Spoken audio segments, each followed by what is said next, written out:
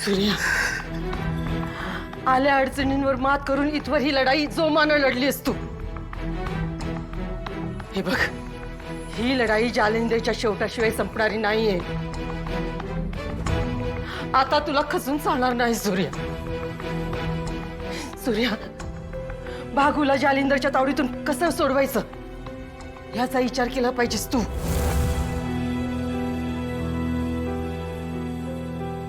सूर्या, तो माणूस जर सुटला तर आपल्या समध्यांचे आयुष्य बर्बाद करून टाकल। आता आपण जर त्याला डिवाचलच आहे तर त्याचा शेवट बी करणं गरजेचं आहे, नाहीतर तो जखमी लांडग्यावानी आपल्या समध्यांचा जीव घेईन।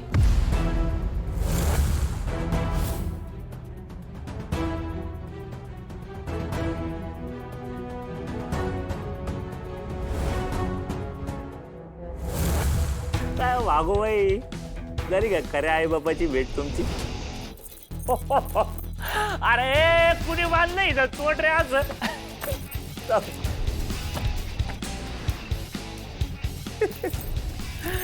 कंटिन्यू। तू अजून इथं उभस याचा अर्थ दादा आलेला नाही।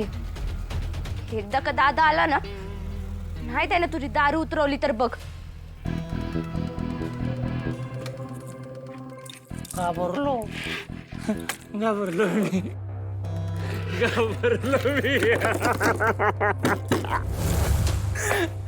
राव, तुम्हाला बोलतात कौतिक आहे तुमच्या दादाच।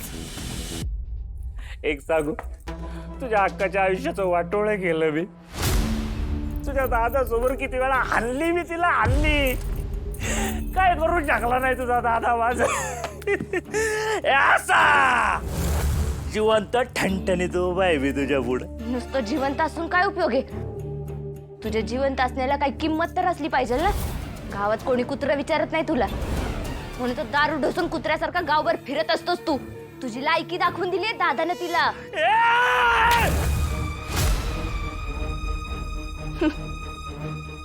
पाहिजे तेवढं मार, पण हे सगळं फक्त दादा येईपर्यंत। कारण माझा दादा तुझ्यासारखा नाहीये। त्याच्या बहिणींसाठी जीव तुटतो। त्याच्या बहिणीकडे कुणी वाकडे नजरेने जरी बघितलं ना तरी तो त्याला जित्ता सोडत नाही। मी तुझी हिंमत तर बघितली रे मी। उठसूट बायकांवर हात उचलायचा, कारण तुझ्यात हिंमतच नाहीये। तू फक्त हेच करू शकतोस। ठीक नाहीये आमच्यात हिंमत, हा? पण आता तुझ्या दादाच्या हिमतीचा उपयोग आहे का काय? त्याने जेवढा डॅडींना त्रास दिलाय ना, त्याच्या दुप्पट त्रास डॅडी याचा सकट वसूल करणार आहे त्याच्याकडून। इथनं तू तर जिवंत जाणार नाहीस, पण तुझा दादा पण जिवंत राहणार आहे। हा, जग, तुला पाहिजे त्या स्वप्नात जग, पण शेवटी रावणाचा शेवट होतोच आणि तुमचा पण होणार, आणि तो माझा दादा करणार।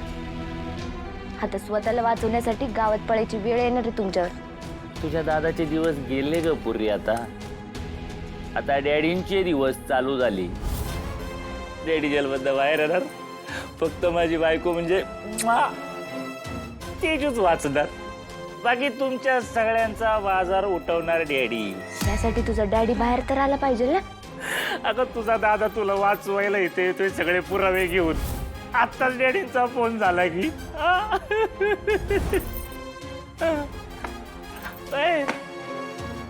धक्का वाचला काय तर म्हणे रावणाचा अंत होणार, अंत। आम्ही कोण आहे? रावण आहे। हा, अगं रावणापेक्षा पण डेंजर आहे आम्ही।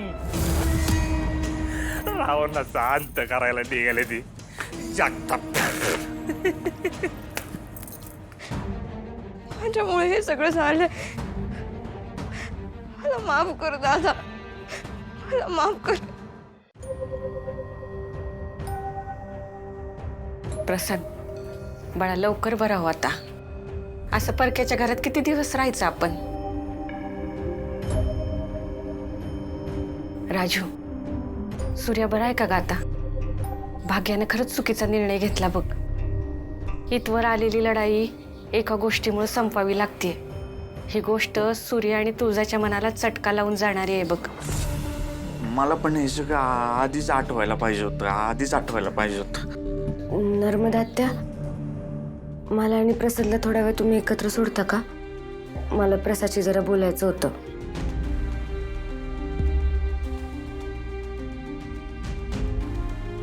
प्रसाद, मला तुझ्याशी महत्वाचं बोलायचं आहे. बोल ना. बस. प्रसाद, घरात लय विचित्र गोष्टी घडताय. तो जालिंदर सगळ्यांच्या जीवावर उठलाय. कोर्टाच्या निर्णयावर सगळं अवलंबून आहेच, पण तो हैवान जर सुटला ना तर या घरावर खूप मोठं संकट येणार आणि या सगळ्याला तोंड द्यायला आम्हाला लय अवघड जाणार आहे. पण ह्या सगळ्यात मला माझ्या मनातल्या गोष्टी मनात नाही ठेवायच्यात. बोल ना. माझी आई म्हणते मनात काहीच ठेवायचं नसतं. तुला आठवत असेल तर आमच्या घरात माझ्यासाठी तुझं स्थळ आलेलं, पण त्या आधीपासूनच मला तुझ्याबद्दल काहीतरी वाटायचं. म्हणजे नक्की काय वाटायचं हे कळत नव्हतं, अजूनही नाही कळत आहे.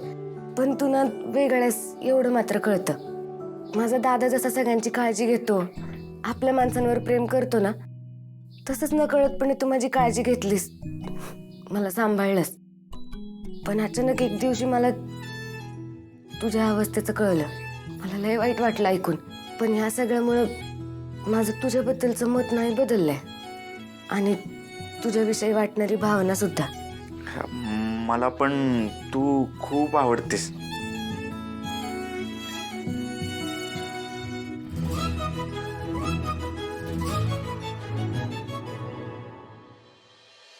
दादा दादा दादा असंच घ्या तिथं. दादा, हे समजा खरं आहे का? भागूचे ते आई बाबा ते खोटे आहेत, ते डॅडीना सामील आहेत. हो धनू, त्यांनी भागूला डॅडींच्या ताब्यात दिलेलं आहे. दादा, आपल्याला काहीतरी केलं पाहिजे. धनू दीदी, सगळा विचार करून झालाय. दादानं असं ठरवलंय की भांडायचं नाही आणि लढायचं पण नाही. नाही सूर्या, ती काय बी असून दे, पण आपल्या भागूला त्या जालिंदरच्या तावडीतनं सोडवून आण. त्याला जर शिक्षा झाली नाही का नाही तर तो आपल्या कुणाला जगून देणार नाही. आता नेमकं काय करायचं आपण? सूर्यादा, हे बघ, तू टेन्शन घेऊ नको. आपण यातनं काय ना काय मार्ग काढूच. काय करणार आहे आपण? आपल्याकडे चोख पुरावे आहेत, पण भागू त्यांच्या ताब्यात आहे आणि कोर्टाची पायरी चढायच्या आधी त्या जालिंदरनं सगळे पुरावे जमा करायला सांगितलं. मी जर लढायचं ठरवलं ना तर भागूचा जीव धोक्यात आहे आणि ह्याच्यातनं माघार घ्यायचं म्हणलं तर केस हातातून निघून जाईल.